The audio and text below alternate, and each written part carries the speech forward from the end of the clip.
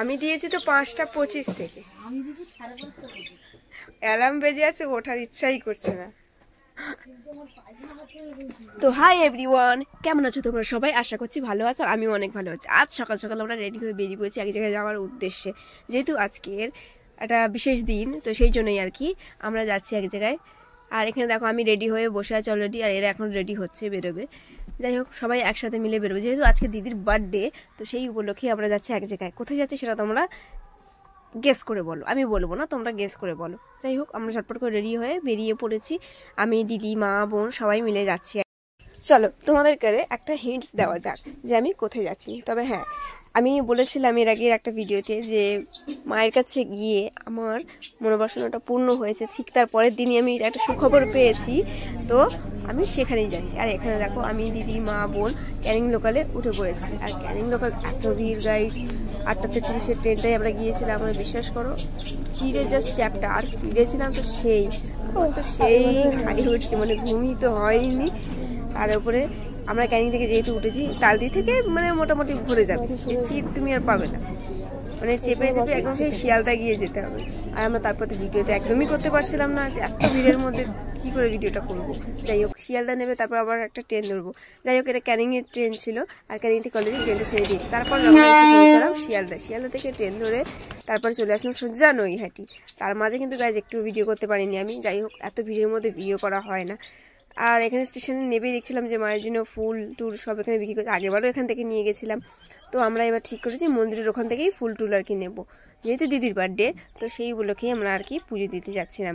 সকালবেলায় যেহেতু বেরিয়েছি, আমার খুব জোরে খিদে পেয়েছিল, মাঝে রাস্তায় একটুখানি কচুরি খেয়েছিলাম, মানে এত খিদে পেয়েছে। যাই হোক, তারপর আমরা আস্তে আস্তে করে নেবে মন্দিরের উদ্দেশ্যে যাচ্ছি। তো সামনেই মন্দির, 2 মিনিট থেকে 3 মিনিট লাগবে, সামনে একটু সোজা হেঁটে যেতে হবে। আর হ্যাঁ, আমি কিন্তু আগেবার একটু স্কিপ করে দিয়েছিলাম যে রাস্তাটা, এখন কিন্তু স্কিপ করছি না, পুরোটাই তোমরা দেখতে পাচ্ছ যে কোথায় থেকে যাচ্ছে।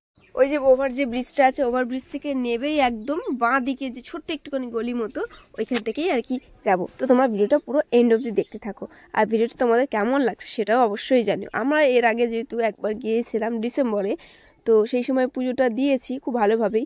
আর দেখো, এবারেও আমরা যাচ্ছি পুজো দিতে, যেহেতু বার্থডে, ওই যে বললাম, সেই জন্যই আর কি যাচ্ছি পুজো দিতে। আমার তো খুব ইচ্ছা ছিল যে কবে যাবো। মাকে বলছিলাম মনে মনে যে তুমি আমাকে নিশ্চয়ই টানছো না, মা না টানলে হয়তো নিশ্চয়ই যাওয়া যায় না। যাই হোক, এসে বলছি। আর এখানে দেখো মায়ের কত মূর্তি, আগেবারও দেখিয়েছিলাম না যে কত মূর্তি। আর হ্যাঁ, এখানে কিন্তু প্রাইস অনুযায়ী তোমাকে একটু মানে দাম দর করে কমিয়ে নিতে হবে, যেহেতু এসে গেছি। এই যে বড় মায়ের মন্দির, ধর্ম যার যার, বড় মা সবার। এখানে কিন্তু সবাই পুজো দিতে আসে, হিন্দু, খ্রিস্টান, মুসলিম, কেউ যে মানে দিতে পারবে না সেরকম না, সবাই এসে পুজো দিতে পারবে, যে যা ধর্মের এতে মানে। যাই হোক, আমরা একটা দোকানেই পাশেই একদম, এই দোকানটায় জুতো টুতো রেখে তারপর আমরা একটু হাত পা ধুয়ে বেরিয়ে পড়েছিলাম লাইন দেবো বলে, যেহেতু ওখানে লাইন পড়ে।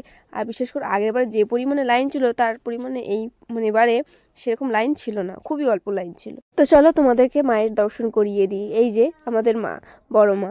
তোমাদের নিজের মানে মনের যা ইচ্ছা থাকে তোমরা এখান থেকে চাইতে পারো মায়ের কাছে, মা ঠিকই তোমাদের মনস্কামনা পূরণ করবে। আর অবশ্যই তোমরা একবার হলেও মায়ের কাছে যেও, মা প্রতিবারই আমাকে মায়ের কাছে যা চেয়েছি মা সেটা আমায় দিয়েছি। এর আগেও একবার এসেছিলাম, মায়ের কাছে চেয়েছিলাম, তারপরের দিনই আমি একটা সুখবর পেয়েছি, আর এইবারেও তাই একটা পেয়েছি। তো যাই হোক, মা সত্যি আছেন, মনস্কামনা সত্যি মন থেকে চাইলে মা নিশ্চয়ই তোমার ডাকে সাড়া দেবে। তুমি একবার অন্তত মন থেকে চেয়ে দেখো, আর মায়ের কাছে গিয়ে বলো যে আমার মা এটাই চাই বা সামথিং, মা দেখো তোমাদের মনস্কামনা ঠিকই পূরণ করবে। মা সত্যি এখানে জাগ্রত। আর তবে এখানে সেরকম কোনো ভোগের কোনো নেই, তোমরা নিজেদের পুজো টুজো দিয়ে, তারপর এখানে হোটেল আছে, তোমরা যা খুশি খেতে পারো। এখানে সেরকম ভোগ দেওয়ার মতো সেরকম মানে জায়গা আর কি নেই। যাই হোক, আমরা পুজো টুজো দিয়ে বেরিয়ে পড়বো, গিয়ে কিছু খাওয়া দাওয়া করবো, তারপরে আমরা বাড়ি যাবো। কাকিমাটা দেখতে, কাকিমাটা অঝরে পেরে যাচ্ছে মায়ের সামনে। আমি একেবারে এসে পেরে ফেলেছিলাম, কিন্তু এবারে গাড়ি। যাই হোক, আর এদিকে আমার মা দেখো, আমি ভিডিও করছি, দেখো মা এসে ভাবছি কী করছে, এটা ভাবছি ছবি তুলছি। পুজো টুজো দিয়ে আমরা ডাইরেক্ট চলে এসেছি হোটেলে। আমরা আগেবারে যেই হোটেলে খেয়েছিলাম, আমরা এইবারেও সেই হোটেলে ঢুকেছি। আর ভেবেছিলাম তো সবজি খাবো, কিন্তু সেখানে সেরকম মানে ভালো সবজি আর সেরকম দেখলাম না। দেখছি অনেকে লোকে নষ্ট করছে, খাচ্ছে না, নিশ্চয়ই হয়নি ভালো। তাই আমরা দেখে তারপরে আর সবজি বা অর্ডার করবো ভাবছিলাম, কিন্তু তারপরে আর করিনি। তারপর ভাবলাম যে একটু চাউমিন খাওয়া যাক, তারপরে আমরা একটু সবাই মিলে চাউমিন খেয়ে নিলাম।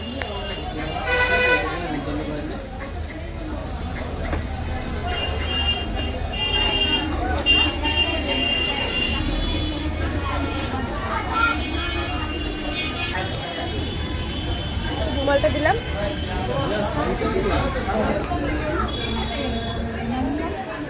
পেয়েছি দেখতে দেখতে দেখো আমরা গঙ্গার পাড়ে চলে এসেছি, আর এখানে লঞ্চটা ছেড়ে দিয়েছে, আমরা এখানেই দেখছিলাম। আর এখানেই কিন্তু পরমাকে বিসর্জন দেওয়া হয়, এই জায়গাটাই। আমরা সেটা ফোনে দেখতাম, সেখানে আমরা আজে এরা তাই খুবই আনন্দ হচ্ছে। আর মা দেখো দেখ। তো চলো এবার বাড়ির দিকে যাওয়া যাক, যেহেতু সন্ধ্যা এদের এদিকে ছবি তোলা শেষই হয় না। যাই হোক, তো চলো এখান থেকে স্টেশন যেহেতু 2 থেকে 3 মিনিট লাগে হেঁটে গেলে, তো সামনেই একদম। চলো যাওয়া যাক। স্টেশনে গিয়ে সোজা ট্রেন ধরে একদম যাবো শিয়ালদা, তারপর ওখান থেকে ট্রেন ধরে সোজা ক্যানিং। যেহেতু ক্যানিং স্টেশন অনেক ভিড় হয়, তাই জন্য আমরা একটু তাড়াতাড়ি বেরিয়েছি। মানে খুবই ভিড় হয়, মানে ধারণার বাইরে। যে মানে তোমরা কখনো যদি আসো, তোমরা ক্যানিং লোকাল করে এসো যে ক্যানিং লোকালে কীরকম ভিড় হয়। যাই হোক, আমরা ঝটপট করে উঠে পড়লাম। তো চলো একবার বাড়ি গিয়ে দেখা করি। টাটা, দেখা হচ্ছে পরের একটা ব্লগে।